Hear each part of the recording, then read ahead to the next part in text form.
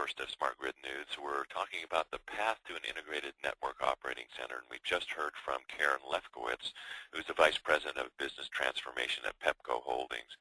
We're going to finish up with some questions for both Karen and Vaibhav, and we'll get to as many as we can. So got a question here from Giatti, who says, and Vaibhav, this might be a good one from you to address, the vision is great. He really appreciates it, but how do you overcome the lack of standards, the differences between vendors, all of their individual and different management systems? Is there a strategy for that?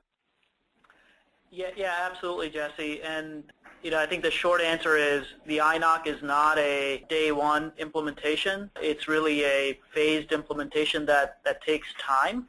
The way that we've seen the implementation become successful while being mindful of the variables and standards and protocols and the vendor agendas is by understanding what's the priority to you.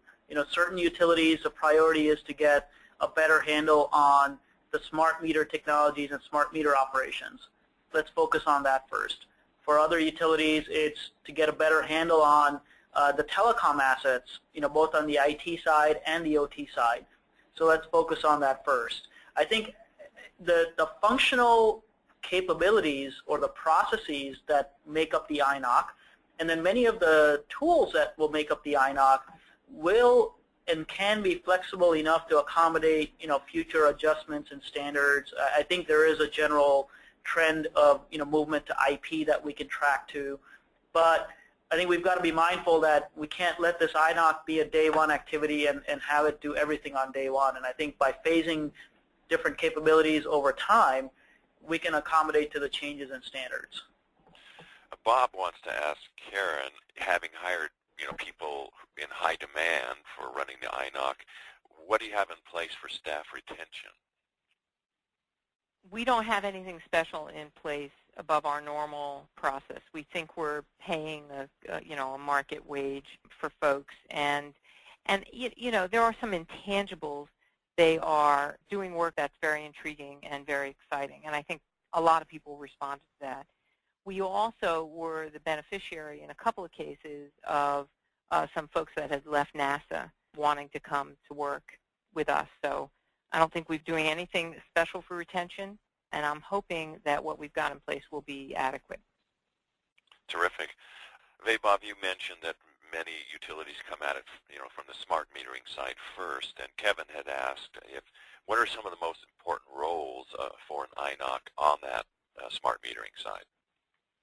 Our view, or what we've seen so far, is again the focus on the service layer. Focus on what is a smart metering system delivering for the business. The meter to cash process is, I would say, almost a no-brainer, right? That's a baseline service that the smart metering environment is supporting. But if it's used for other purposes, whether it's providing data to customers at specific intervals, or it's being used for revenue assurance or theft analytics, model that service. Figure out what are the individual elements that make up the service, and then put in the INOC capabilities in place to be able to do proper management of faults and alarms, to be able to have better governance on configuration and change management, having an end-to-end topology view of the different assets in the inventory.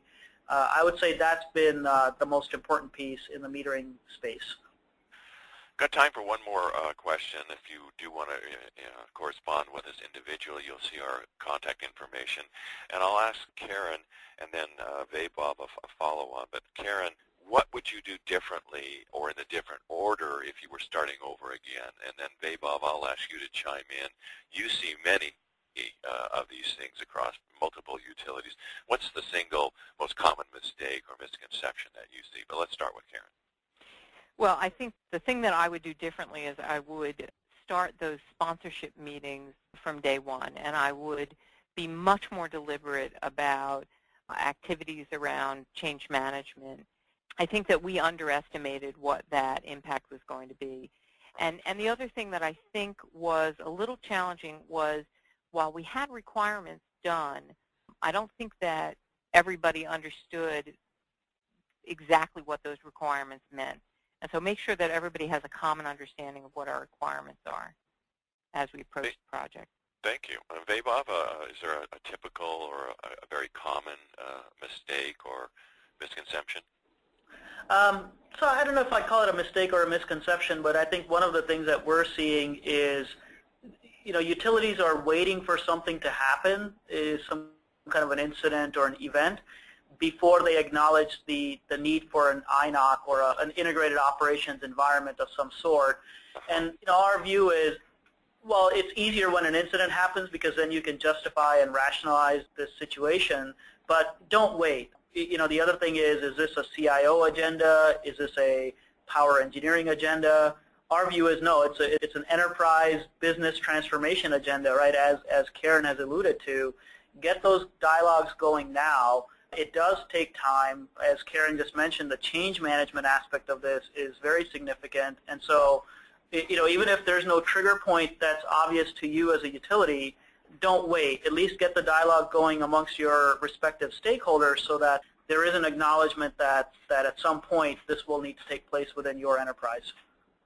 Vaibhav Parmar of Accenture, thank you so much for joining us today. Jesse, it was a pleasure. Thank you. And to Karen Lefkowitz of PEPCO, thanks so much for taking time. Thanks. This was a lot of fun.